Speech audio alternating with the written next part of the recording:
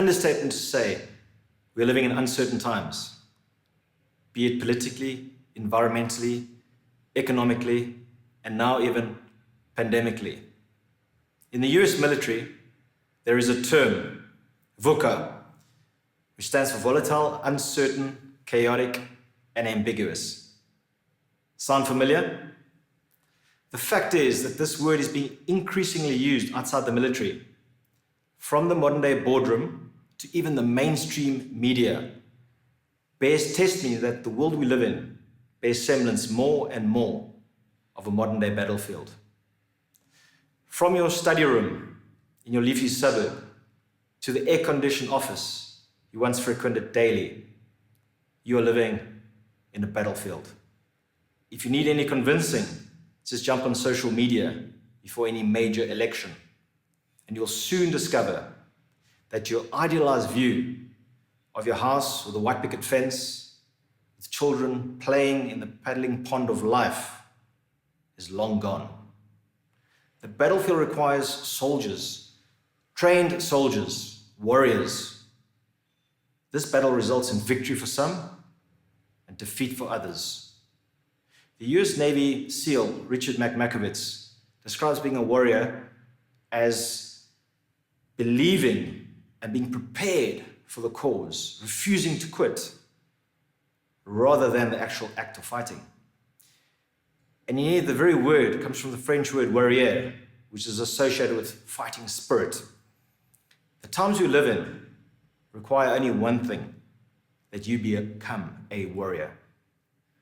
To rise to the occasion, to be victorious, even if the victory is only an internal one. Now, to become a warrior may sound a little bit daunting. Well, actually, it's not that complicated. I'd like to share with you 3 secrets, the practice of which will give you the mental toughness, the mental strength, and determination of a modern day warrior. Now, secret number 1, you need to have the mind of a warrior. You've already got it. Secret number 2, a great little word to inspire determination. And secret number 3, know thyself. Now, you're probably thinking, how can I be talking to you about becoming a warrior? How is that even possible? Well, let's work back to the beginning, and I mean the very beginning. We would go back to the days of the hunter-gatherer, characterized by the bow and arrow and the spear. Every day, the warrior spirit, the fighting spirit, would need to be evoked at the crack of dawn for the hunter-gatherer to go out for the hunt. And this is in the context of an environment filled with dangerous wild beasts. No matter how the hunter-gatherer felt, whether tired, cold, ill, they would need to rise at the crack of dawn to ensure supremacy in the hunt, even if they could only find wild edible berries. If not, there would be no food, no catch, which would lead to starvation and eventual extinction of the tribe. Similarly, in lockdown, many of us found ourselves feeling like we were back in the days of the hunter-gatherer, looking for those wild edible berries. The mere fact that you all exist today means our forefathers prevailed. They were able to survive. The warrior is in your DNA. Now, there are 2 ways to tap into the warrior that lies within you. This can be internally or externally. For externally, this goes along the belief, the age-old argument, are leaders born or are they made? In the context of a leader being made, a Harvard professor talks about a twice-born leader. The first time through the natural birth, the second time when undergoing a major life disappointment, such as a job loss or career setback, where this leads to a separatedness from the life you once knew. And literally a case of do or die. You are no longer afraid to stand up. And for leaders that are made, this is an essential condition to find the ability to lead. In the midst of times such as these external challenges provide the conditions to develop the fighting spirit that we associate with the warrior. But this can also be in turn evoked internally, such as practicing of daily habits to increase mental toughness thresholds.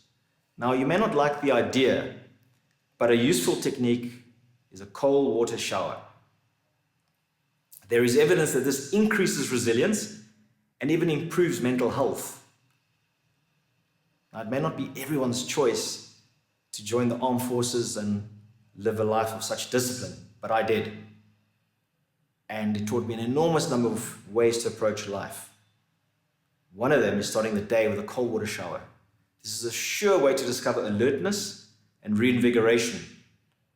And research shows that it actually activates the sympathetic nervous system, releasing endorphins and norepinephrine. As we used to say in the Navy, you'll go into the shower a lamb and you'll come out a lion. It gets you out of your comfort zone. Personally, this helps me ensure I don't lose my edge, no matter how comfortable I may be getting in life. A proponent of this is Wim the Iceman Hof, holder of 26 Guinness Book of Records, who says that it takes a strong mind to endure the cold, and this increases willpower, which filters through to other aspects of your life. This leads to secret number 2. I don't know if you've heard the word. If you were ever in the South African military or have exposure to it, you'll probably know the word. Here comes the word, vasbyt, which literally means to bite hard. Grit. This is an act of determination, where other words to describe it could be keep punching, do whatever it takes. When the going gets tough, the tough keep going. You get the idea. Now, whilst I was in the military, I was always seeking to take on challenges, to be more, and to focus on my weaknesses and in my mind to eliminate them. Until one day I discovered that sheer willpower is not enough. Upon leaving school, I analyzed myself and said, what is my weakness? I'm going to challenge myself to be more. Now, after year after year of overcoming these challenges, slaying these dragons, until one day I hit a brick wall, where even getting out of bed and getting through the day took a lot of vasbyt. If you do it entirely on willpower, you will burn out. Now let me tell you about the Pacific salmon. The Pacific salmon takes part in the annual salmon run and has to go upstream, sometimes 4,000 kilometers, the whole way going against the odds, where it even has to go up waterfalls, airborne by 2 meters, where it has to dodge fish trying to catch it, bears trying to catch it. However, the really important thing is, even the salmon knows when to stop. After depositing the eggs, it then returns to the ocean, going in flow, going with the current. See, being in flow, being in your flow, is a key tenet for peak performance. Now, I'm calling you out all to be warriors, but you are also human. In this battlefield of life, there needs to be a balance. If not, we'll be zombies. And being a zombie may bear some semblance of having that 1,000-yard stare or being hardcore. But the risk is that your light will be extinguished and you'll end up a zombie. You see, the iron control is sometimes essential. However, we are also human beings, and for mental toughness to endure, to be sustainable, there needs to be enhanced performance in these times. So it's a combination of mental toughness and strategies which lead to the best possible outcome. So let's talk about strategies. How do you get that warrior persona, that persona to survive the battlefield, to be mentally ready for whatever may come your way, to build that mental fortress? Well, this starts at the very beginning of your day. What's the first thing you do in the morning? You wake up. What's the next most important thing to deal with? Your state, for which a morning ritual is essential. An example being the well-known Rob Sharma's 5 a.m. club. Now, there are 3 components to a morning ritual. First, body movement. Second, mental movement. Third, inner dialogue. For body movement, this is about getting the body going, doing some exercise, some cardio, breath work. A friend of mine had depression for 3 years. What really made a difference was the exercise, where endorphins are released, it reduces pain and increases positive feeling. Now, the second is mental movement, getting your mind going. What are you focusing on? The same friend said to me that in the morning, focusing on gratitude has been powerful. He just focuses on 3 things in the morning that he's grateful for. Thankful for this new day, thankful for being alive, and for the warm cappuccino he's about to have. Research proves that people with gratitude live happier lives. This leads to my third. This is inner dialogue. See, this is your self-talk. This can either be positive or negative. And psychologists believe that we have 70,000 thoughts a day. How do you interpret failures? Is it a failure or is it feedback? The most important of these 3, for me, is inner dialogue. A useful technique is reframing, where the silver lining is found. This reframes your past and current experience to empowering experiences, ones that serve you. However, remember the salmon? Things are not always what they appear to be. There are circumstances where finding the silver lining could actually fool you. Just as a ship in a storm faces wild winds and thrashing seas, even finding a silver lining, there is no denying that the ship is in the storm and will need to stabilize, perhaps calling upon an anchor. In human terms, this could be criticism, judgment, self-doubt. And although a silver lining could be sought, there is no denying the reality. The reality is you may be in trouble. During which time, you need to stabilize and call upon your own metaphorical anchors and evoke emotions linked to your past successes to stabilize your state. However, the really important thing is, if you focus on the storm, you will lose perspective.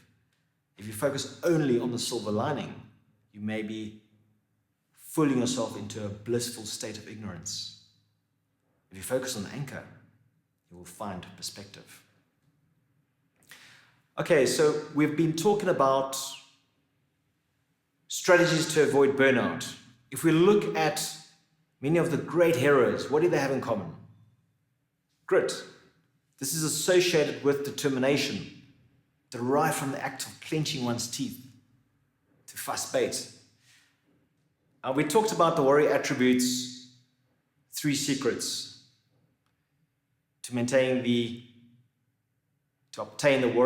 mental toughness of a warrior. Number 1, you've already got it. You have the attributes of a warrior. Secret number 2, we said, was fuss bait, which brings us to our final, to know thyself. The unexamined life is not worth living. Here, Socrates refers to the ridiculous nature of humankind, whereby we try to understand complicated formulas and complicated issues without even understanding ourselves. any army general will tell you, know the enemy.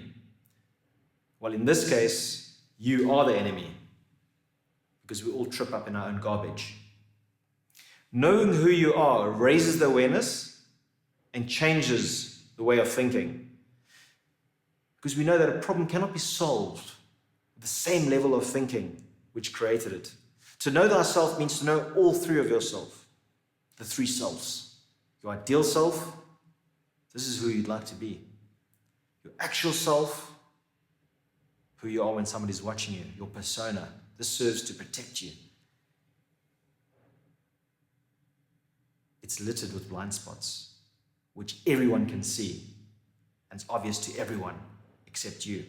And then there's the true self, who you are when no one's watching. This is where your values and beliefs sit. This is central to your being.